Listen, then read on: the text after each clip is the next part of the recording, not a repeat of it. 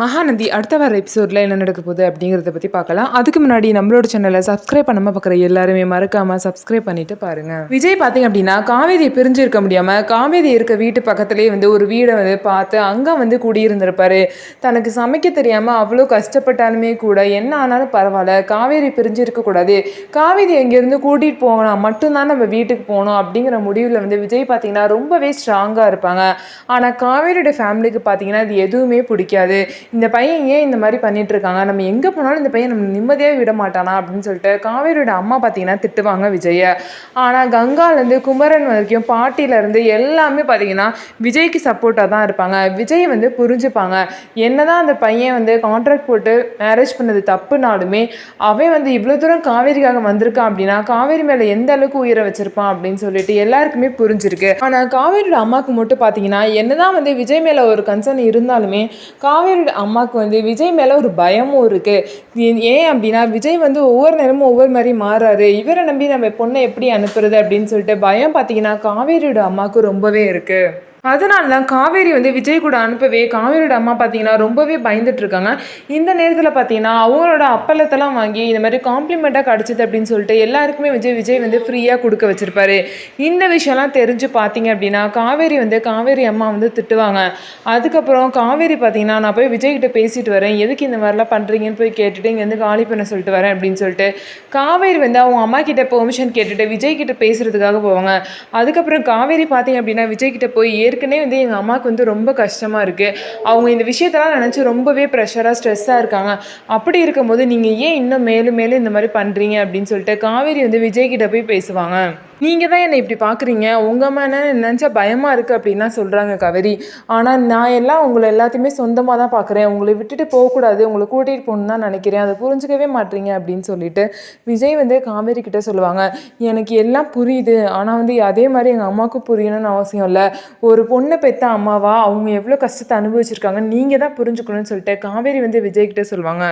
அதுக்கப்புறம் பார்த்தீங்கன்னா காவேரி எப்போ என்ன பொண்டாட்டியாக ஏற்றுக்கிட்டீங்க ஃபஸ்ட்டு நீங்கள் அதை சொல்லுங்கள் அப்படின்னு சொல்லிட்டு சொல்லுவாங்க.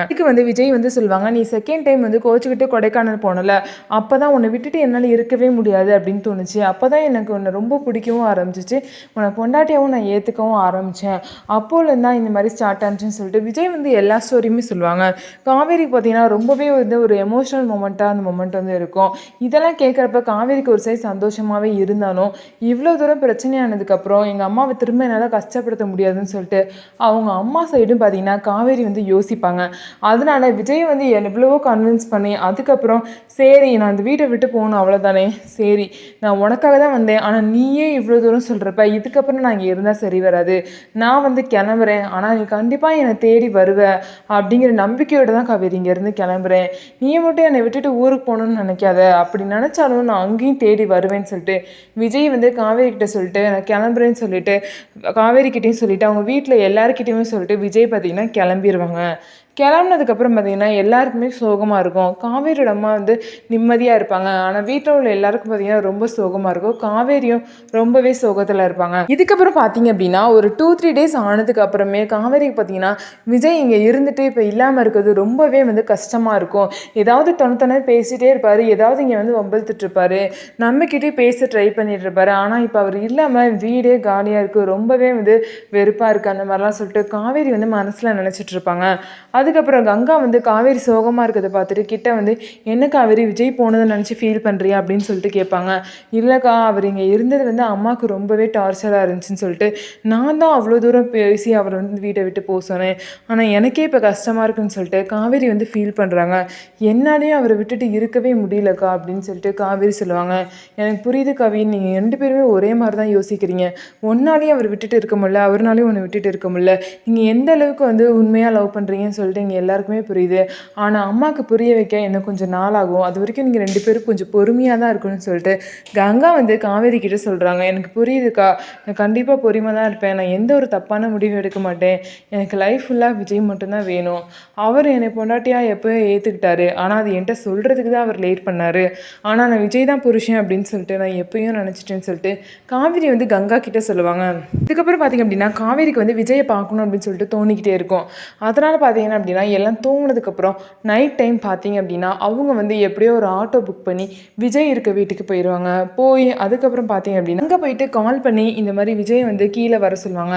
விஜய்க்கு பார்த்தீங்கன்னா ரொம்பவே ஷாக் ஆயிரும். என்ன காவேரி இந்த நேரத்தில் கால் பண்ணுறா, அதுவும் நம்ம வீட்டுக்கு கீழே வர சொல்கிறா அப்படின்னு சொல்லிட்டு விஜய் ரொம்பவே கன்ஃபியூஷனில் கீழே போய் பார்த்தா காவேரி பார்த்தீங்கன்னா நின்றுட்டு இருப்பாங்க.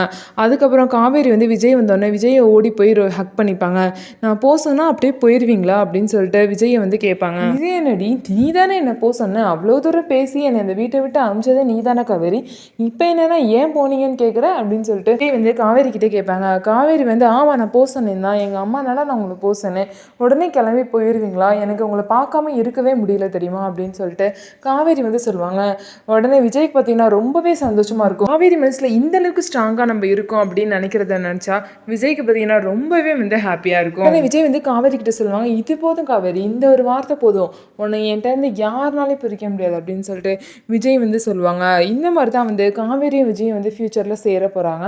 அவங்க பார்த்தீங்க அப்படின்னா வெண்ணிலா வந்து என்னதான் வந்து விஜய் கூட இருந்தாலுமே எல்லாத்தையும் மீறி காவேரி தான் வந்து விஜய் கூட சேர போடுவாங்க. இந்த மாதிரி தான் அடுத்த வார எபிசோடில் நடக்க போகுது. ஸோ நம்ம வீடியோ உங்களுக்கு பிடிச்சிருந்தா நம்ம வீடியோவை லைக் பண்ணிக்கோங்க.